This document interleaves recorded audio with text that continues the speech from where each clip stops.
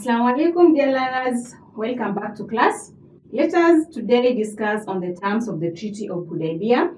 Remember when I was reading on the story of the Treaty of Hudaibbiyah, I stated the terms of the Treaty of Hudaibbiyah. I want us to note them down and I want us to discuss them into detail. If you can just remember, we said that the Treaty of Hudaibbiyah was signed between the Muslims and the Quraysh in order to agree on the peaceful stay of the Muslims in Mecca. And during the drafting of the Treaty of Hudaibbiyah, if you can remember, who represented the Quraysh side?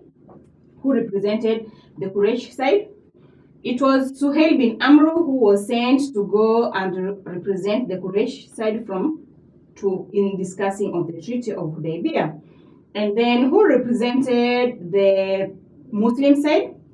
Uthman bin Affan was the one who represented the Muslims in drafting the Treaty of Hudaibbiyah.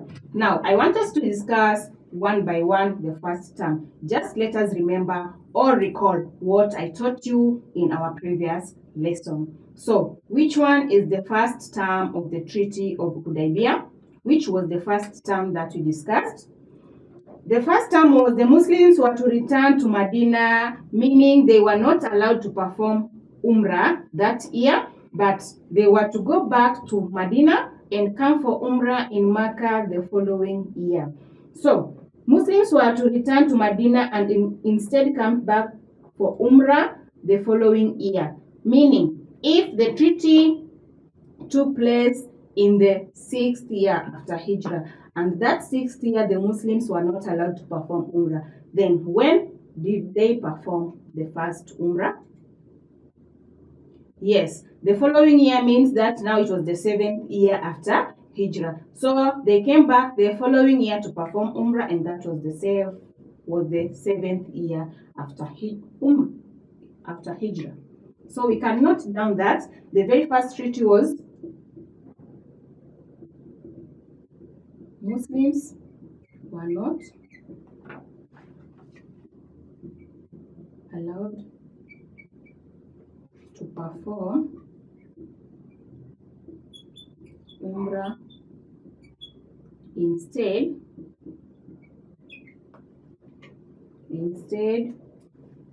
they were to come back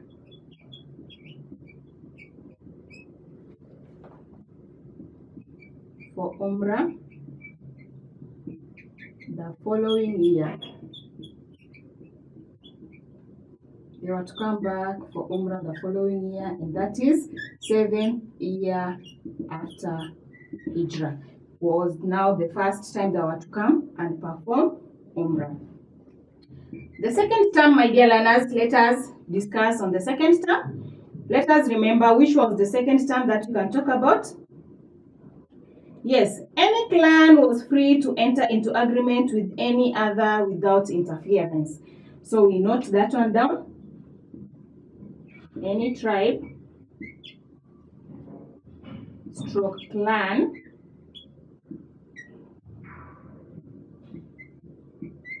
was free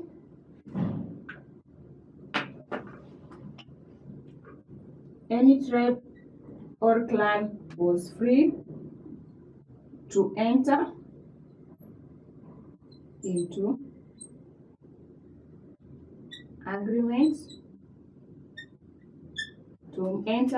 agreement with any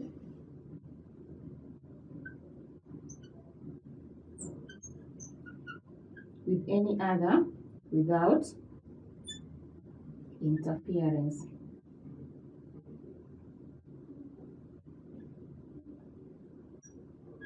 Without any interference. Then the third term of the treaty was to last for 10 years without hostility against each other. Meaning the treaty was to last for 10 years with peace between the Muslims and the Quraysh. So there was to be peace for 10 good years. No Quraysh was to fight against the Muslims, and no Muslim was to fight against the Quraysh. So the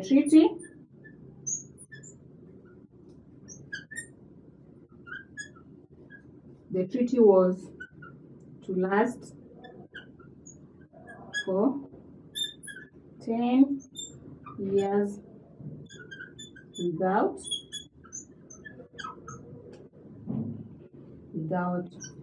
fighting, or without any sign of hostility from either the Quraysh or the Muslim side. Now, the fourth point that you can add is Muslims were not to carry any weapon except their normal sword. That was now another agreement that the Muslims, wherever they were coming to Makkah for Umrah, they were not to come carrying any weapon or sword, but all fighting equipment, but they were just to carry their normal swords. So the fourth point, we can say,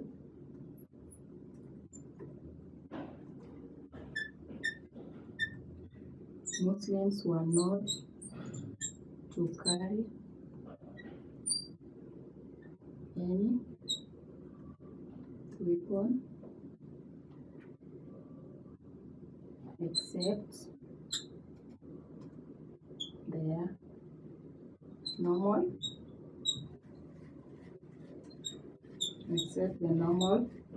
swords. Yes, my dear learners, they were not to carry any weapon because remember it was a peaceful treaty, so they were to stay peacefully. There was no fight with the Muslims and the Quraysh. So the weapons or the normal swords were the ones to be carried, but not any other fighting weapon. The fifth term that you can also discuss, any Meccan migrating to Medina. Remember we said that this treaty was the one favoring the Quraysh side. Any Meccan migrating to Medina was to be returned back to Mecca. But any Medinan who migrated to Mecca was to be left and stay. So any Mecca migrating to Medina was to be returned. But no Medinan migrated to Mecca was to be sent back. They were to be left to stay with the Quraysh. That one means the Muslims, if any case a Muslim decided to join the Quraysh side, in a simple term for you to understand, if any case a Muslim decided to join the Quraysh side, then that Muslim was to be left to stay with the Quraysh side. But when a Quraysh member decided to join the Muslims tribe, then the Muslims were to return this Quraysh back to his people. Are you now understanding the point in a simple term like that? Yes. So let me put it down in a simple way like that. Any Muslim who joined the Quraysh was to stay in Mecca. But so we can say, my dear learners, any Muslim who joined the Quraysh was to stay in Mecca. But any Quraysh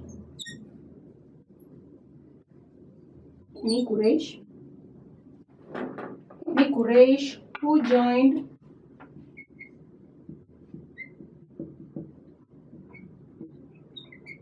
joined the Muslims in Medina, any Quraysh who joined the Muslims in Medina was to be returned back to Mecca.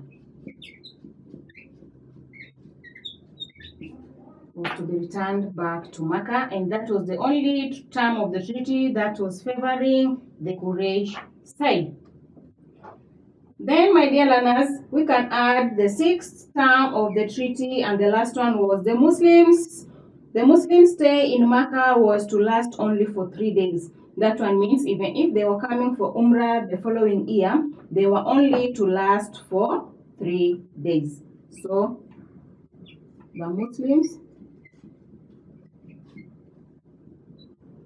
the the Muslims stays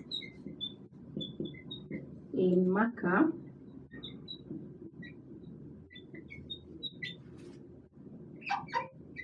was to last for 3 days. For the rest of the 10 years, they were only to stay in Mecca for 3 days, my dear learners. So Umrah, that one means Umrah was only to take place for 3 good days, and they were to leave Mecca. So my dear learners, up to there, I want us now to discuss on the lessons learned from the Treaty of Hudaibbiyah. What lesson can we get from these 6 good terms? The terms of the Treaty of Hudaibbiyah seemed to favor the Quraysh of Meccans more than the Muslims, according to what they were signed. So why did the Prophet accept it, yet it was favoring mostly the Quraysh? The Prophet accepted the terms because he wanted peace with the Quraysh. He knew that having peace, everything will go in the right order. So he wanted peace. During the signing of the Treaty of Hudaibbiyah, there was the Sahaba that was named Abu Jandal, who came to the Prophet and complained. The Sahaba complained to the Prophet that the Quraysh people were really mistreating him and torturing him. But being that the treaty was signed, the Prophet did not accept this man. The man wanted to go with the Prophet. The man was called Abu Jandal. He wanted to go with the Prophet. He complained to the Prophet about the torture he was receiving in Mecca. So he wanted the Prophet to favor him and to accompany him to Medina. But the Prophet refused. What made the Prophet to refuse? Remember, they signed an agreement that no Quraysh member was to go to Medina. If any case one of the Quraysh member was to go to Medina, this Quraysh was to be taken back. So the Prophet, even having this man coming to him to tell him the way he's being tortured, he just have to let this man continue staying with the Quraysh member. So the Muslims at first were resisting to accept the terms of the terms of Hudaibbiyah because it was favoring the Quraysh. But later on, they were surprised to see that the treaty favored them more than the Quraysh. How? Because there was to be peace for 10 good years, it was a favor for the Muslims. During these 10 good years, each and every year they were coming for 3 days, meaning they were going to spread Islam peacefully. Hence, it was favoring them more pertaining the Quraysh, as first the way we thought that the terms of the treaty were favoring the Muslims. So my dear learners, with a brief explanation, let us now get some brief points on the lessons from the teachings from the Hudaibbiyah. So we learned the following lessons from the Treaty of Hudaibbiyah. The first one being, we should try our best to resolve our conflicts in a peaceful manner, the way the Prophet did. He was trying to resolve the conflict between the Muslim and the Quraysh peacefully, and he accepted all the conditions so that there was peace between the Muslims and the Quraysh. So we can say that one, the first one. That was the first one. The second one, we should keep our promises and agreements. Remember, after accepting the conditions, that one means you are making a promise. And when Abu Jandal went to the Prophet that is being tortured, he wanted to accompany the Prophet to Medina. The Prophet could not break the treaty, but because it was a promise he made that they have to follow the terms of the treaty, he did not carry with him Abu Jandal, but he left him in Mecca. So he kept the promise of the agreement they made. The next, we can say we should always remain positive even in negative times. That one means there are times for difficulties, but let us always remain positive and always believe in Allah. Sometimes in life things may happen against our wishes. Allah knows what is best for us. Let us always stay positive. So, my dear learners, let me note down the very first point we can talk about. We should learn to be patient when dealing with people. We should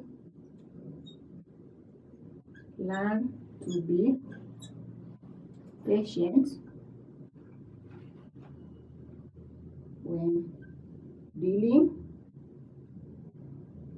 with people. The prophet was very much patient because he wanted peace. Even when he heard that Uthman, whom he sent, was detained for 3 days, he did not fight, but he was just patient until the 3 days Uthman was brought back. The second lesson that we can learn from the Treaty of Hudaibbiyah, we should tolerate each other even when the circumstances are not favorable. We should tolerate each other even when the conditions are not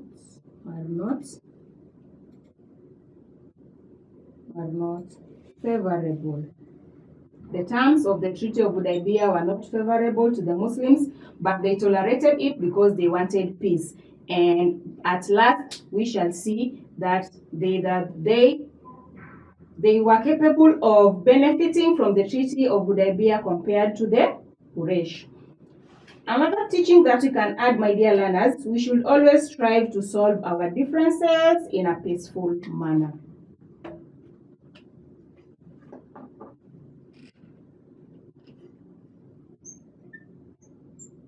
We should always strive to solve our differences in a peaceful manner. The Quraysh were very much, they disliked the Muslims. They were always fighting the Muslims. But being that the Prophet was looking away for there to be peace between the Muslims and the Quraysh, he tried as much as possible to solve the differences in a peaceful manner. Whatever the conditions they came up with, the Prophet accepted because he wanted peace to be there between the Muslims and the Quraysh. The next point that you can add, my dear learners, we should always forgive one another. We should always forgive one another. Where does the forgiveness come in? Remember, even before the signing of the Treaty of Hudaibbiyah, the Muslims, first of all, the Quraysh had already chased the Muslims out of Mecca until they went to stay in Medina. They tortured the Muslim, they tortured the Prophet, they threw things to the Prophet, they mocked the Prophet. The life was very hard during the time of prophethood. But all this, we see the Prophet forgiving them just because he wanted to continue spreading Islam in peace. So he forgave them, knowing that after forgiving them, they were going to give him chances to be in Mecca, and that is what the Prophet wanted. He wanted to be in Mecca to spread Islam. So he decided to forget and forgive all the tortures, all the mockeries that they mocked the Prophet during the time of prophethood, even during the time of Hijrah.